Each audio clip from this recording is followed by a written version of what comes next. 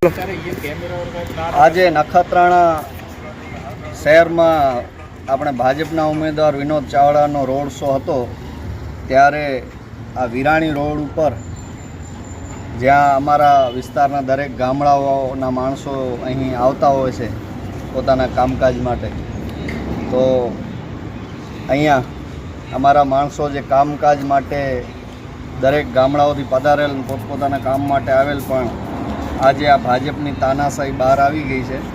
Police ખરેખર જે માણસો પોતાના કામથી આવેલા હતા, કોક રિક્ષા લઈને આવેલા હતા, કોક બીજા કામ માટે આવેલા હતા, ત્યારે આ એક એક માણસને પકડીને નામ શું છે, સિંહ પાછળ નામ લાગતો હોય એટલે એને સીધો ડાયરેક્ટ કે બેસી જાઓ ગાડીમાં.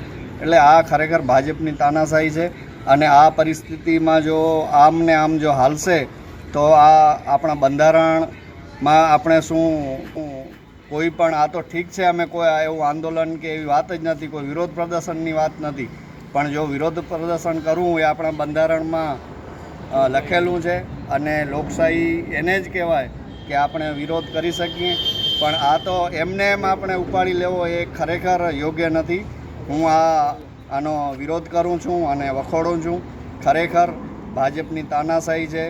દરેક સમાજના માણસોને વિનંતીને અપીલ કરું છું, આજે આ પરિસ્થિતિ જો રહેશે અને હજી ફરી જો આ ભાજપ જીતશે તો કોઈ માણસોને ખરેખર જીવવાનો અધિકાર આપવામાં નહીં આવે એવું મને દેખાય છે.